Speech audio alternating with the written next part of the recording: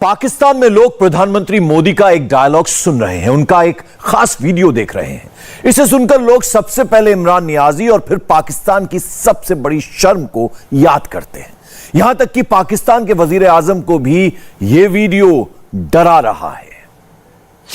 पाकिस्तानियों ने एक चीज बड़ी कड़वी गोली समझ के निगल ली है और वो है 1971 के अंदर भारत का 2 लख्त करने का पाकिस्तान को, जो एक साजिश थी। उस जमाने के डॉन पेपर को देखेंगे, वो लास्ट डे तक ये बताता रहा कि हम जंग जीत रहे, जबकि हम ऑलरेडी सरेंडर कर चुके थे। Lieutenant general Amir ud-Daula Niazi जो बड़ा मशहूर हैं कि उन्होंने वहां हथियार डाले, हथियार उन्होंने याह्या खान के हुक्म पे डाले। हम एक उनसे हारे और बुरी तरह हारे और यह हमें एक शर्मिंदगी का बायस हैसियत है। वो इसलिए कि हमारे लोगों ने हमारे अपने लोगों को सही बताया ही नहीं है। इंडिया ने पाकिस्तान को बचा के फौजी भेज दिए, एक नहीं वापस आता। सियासतदान अगर शैतान बनने की ठान ले तो फिर अल्लाह की पनाह। हिस्ट्री के बारे में क्योंकि हमें बहुत ज्यादा गलत पढ़ाया जाता है, मतलब वो वाली हिस्ट्री पढ़ाई जाती है जो हमें सूट करती है। एक मशरकी पाकिस्तान अलग हो गया था 1971 में और वहां बांग्लादेश बना। 16 दिसंबर को एक बहुत बड़ा सानिया हुआ था जिसमें पाकिस्तान का जो मशरकी बाजू जो था वो अलग हो गया था।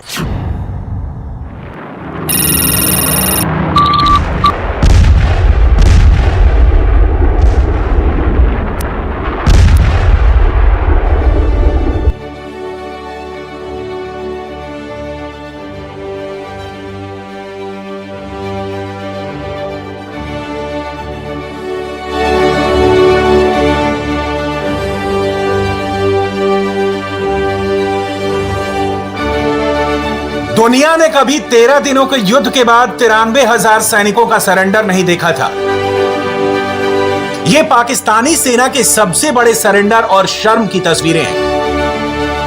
पाकिस्तानी फौज के अफसरों ने एक एक करके भारतीय सैन्य अधिकारियों को सैल्यूट किया, अपने हथियार और रैंक सौंपे और फिर एक लाइन में खड़े हो गए। पाकिस्तान के लिए शायद ये काफी नहीं था। इसके साथ ही पाकिस्तान के जुल्मों से परेशान पूर्वी पाकिस्तान आजाद हो गया और एक नया राष्ट्र बांग्लादेश बन गया। पाकिस्तान साल 1971 से पहले भारत से 2 युद्ध हार चुका था और इस तीसरे युद्ध में भारत ने पाकिस्तान के 2 टुकड़े कर दिए। इस घटना को 50 साल बीत चुके हैं, लेकिन पाकिस्तान अब तक अपनी ये बेइज्जती भूल नहीं पाया है। सब में इंडिया पे ब्लेम जो लगाते हैं, कहते हैं जी इंडिया ने ऐसा कर दिया, इंडिया की वजह से जो है बांग्लादेश बनाया, और इंडिया भी ये कहता है कि जी हमने बनाया है। तो वो क्रेडिट कहां तक सही है इंडिया का? दिसंबर 3 को पाकिस्तान ने एयर अटैक किया इंडिया पे। इंडिया ने अपनी डिक्लेरेशन ऑफ वॉर में दे एंटर्ड ईस्ट पाकिस्तान। उस वक्त तक तो मुक्ति बाहिनी से लड़ाई थी ना। जो पूरा 10 महीने का दौर है उसमें तो पाकिस्तान फौज और मुक्ति बाहिनी की लड़ाई थी, इंडियन आर्मी तो नहीं थी उसमें। इंडिया में तो कोई कम से कम 2-3 मिलियन रेफ्यूजीज बैठे हुए थे कलकत्ता में।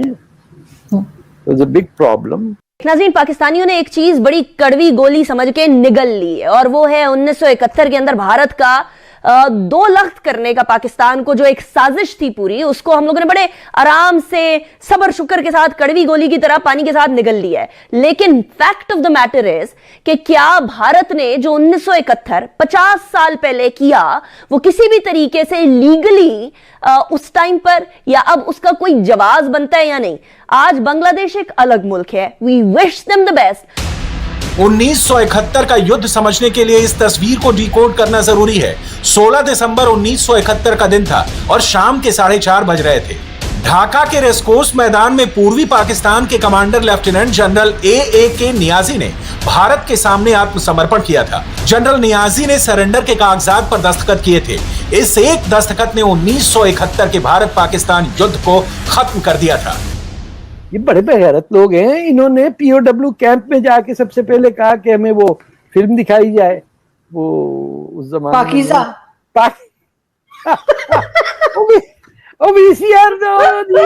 पाकीज़ा भी कहो जाए।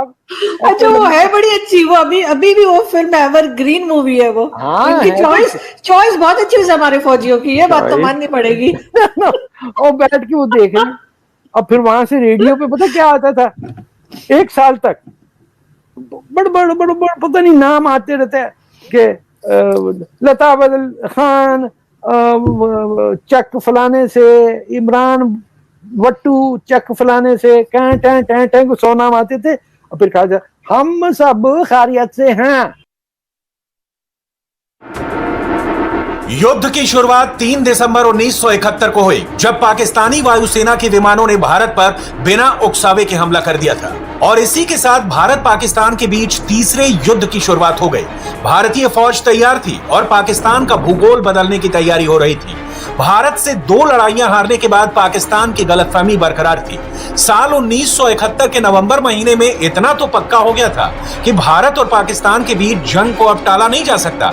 इसका एहसास पाकिस्तान को भी हो गया था। Is leading the two countries to a point of no return. I would like to make it absolutely clear that we shall defend our honor. We shall defend our territorial integrity with all the forces at our command. Islamabad में बैठे general सोच रहे थे कि भारतीय फौज तैयार नहीं है, लेकिन पाकिस्तान का कंफ्यूजन सिर्फ 13 दिन में दूर हो गया था। 50 साल पहले पाकिस्तान को जबरदस्त शॉक लगा था और आज भी दिसंबर के महीने में पाकिस्तान सहमा रहता है। कुछ फैक्ट्स हैं जो बताना चाहता हूं 1971 के हवाले से। ये सुनिए प्राइम मिनिस्टर नरेंद्र मोदी क्या कह रहे हैं और क्या ये इंटरनेशनल लॉ की वायलेशन बनती है या नहीं बनती, इसको सुने। और मैंने इसके अलावा और भी कुछ वीडियोस ढूंढी हैं जो मैं शेयर करना चाहता हूँ। ये सबसे पहले ये सुनिए। आज हम ही तो जोधा यहाँ बैठे हैं, उनको नमन करता। आज हम जोधा यहाँ बैठे हैं, उनको नमन करता। हाथ कंधे से कंधा मिला करके हिंदुस्तान की फौज ने मिला करके अपना रक्त, हिंदुस्तान की फौज ने, कोई कह नहीं सकता था कि ये रक्त मुक्ति योद्धा का है, कि रक्त भारत की सेना के जवान का है। कोई फर्क महसूस नहीं होता था, वो भावना का कोई फर्क महसूस नहीं होता था। हमने बांग्लादेश के स्वाभिमान के लिए, मुक्ति योद्धाओं के लिए लड़ाई लड़ी। 70 के योद्धाओं के लिए लड़ाई लड़ी।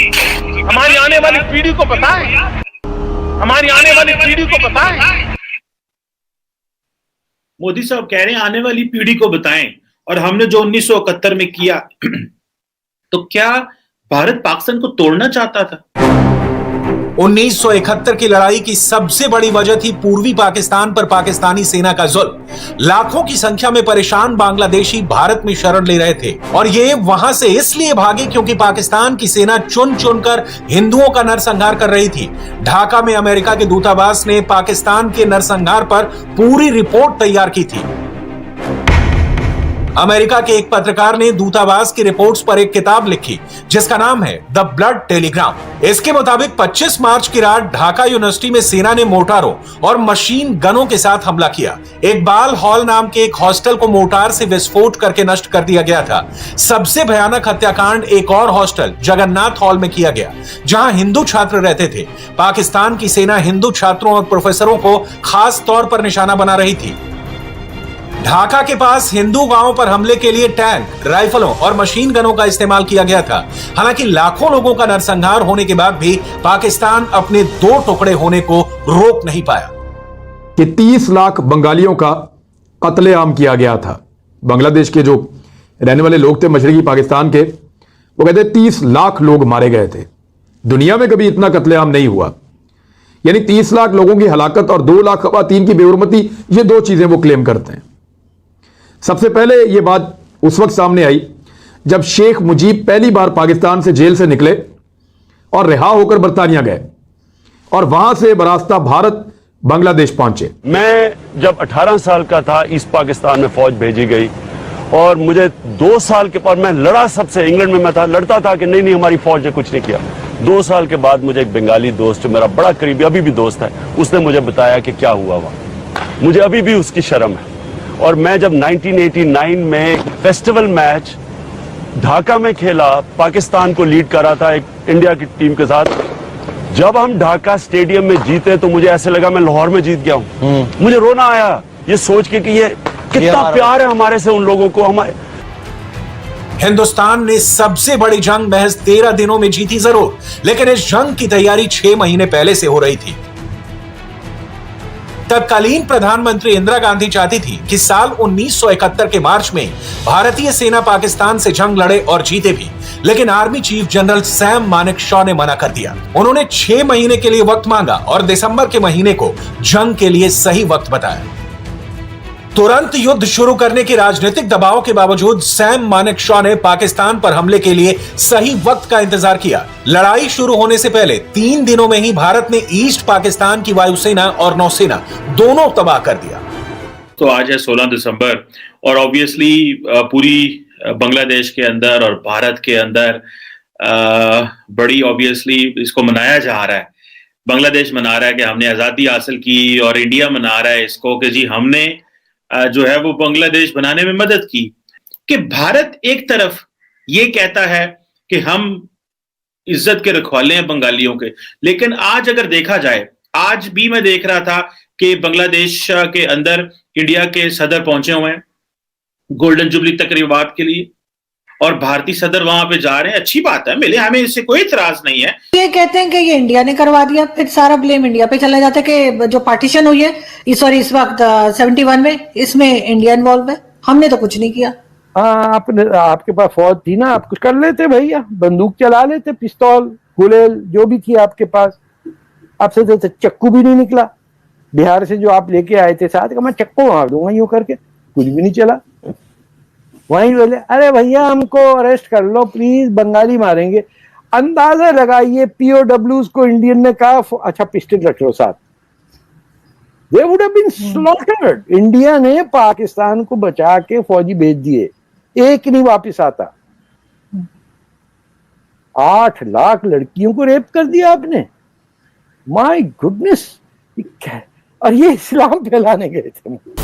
पूर्वी पाकिस्तान में सीमा पर पाकिस्तान भारतीय फौज का इंतजार करता रहा, जबकि भारतीय सैनिकों ने ढाका में उतरकर उसे घेर लिया। पाकिस्तानी जनरल नियाजी को यह खबर 2 दिनों के बाद मिली। युद्ध की शुरुआत करने वाली पाकिस्तानी वायुसेना का बाद के दिनों में पता तक नहीं चला। इंडियन एयरफोर्स के विमानों ने पाकिस्तान पर 4000 उड़ानें भरी, भारत के 45 जबकि पाकिस्तान के 94 लड़ाकू विमान युद्ध में बर्बाद हो गए। बाद में पाकिस्तानी एयरफोर्स ने अटैक करना ही बंद कर दिया था। भारतीय नौसेना ने भी पाकिस्तान पर 2 घातक हमले किए। 3 और 4 दिसंबर की रात पाकिस्तानी पनडुब्बी गाजी को विशाखापट्टनम बंदरगाह के पास डुबा दिया और फिर कराची में पाकिस्तानी नेवी के हेडक्वार्टर पर हमला करके उसे राख कर दिया। कराची तेल डिपो में लगी आग 3 दिनों तक जलती रही। ये देखने की बात है कि ये क्यों हर साल इस मौके के ऊपर ये बातें याद की जाती हैं या याद कराई जाती हैं। 16 दिसंबर को हम ये समझते रहे कि मतलब कि हमारी फौजें जीत रही हैं और उधर पता चलता रहा कि हमारी फौजों के साथ वही कुछ हो रहा है जो कि कारगिल में हुआ था। ना यहाँ पे सप्लाई लाइन सिक्योर की गई, ना वहां पे सप्लाई लाइन सिक्योर की गई। आप उस जमाने के डॉन पेपर को देखेंगे, वो लास्ट डे तक ये बताता रहा कि हम जंग जीत रहे, जबकि हम ऑलरेडी सरेंडर कर चुके थे। डॉन से मुझे ये उम्मीद नहीं थी, कम से कम कोई और पेपर होता तो शायद। डॉन से